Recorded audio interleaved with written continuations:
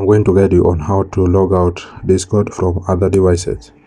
If you find this useful, please consider subscribing and liking the video. Now to get started, you need to launch your Discord app. Then it will land you on your Discord account.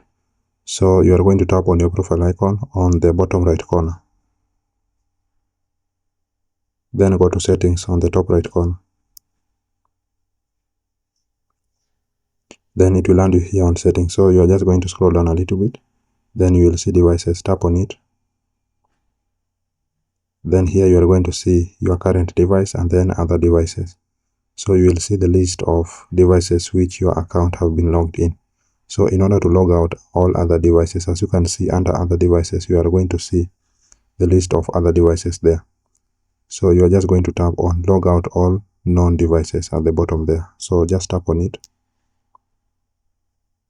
Then you are going to enter your Discord password in order to log out from those other devices. Once you've done that, you'll be able to log out your Discord account from other devices. I hope this was useful, and if it was, please consider leaving a like and subscribing to the channel. Thank you guys for watching, and see you in the next one.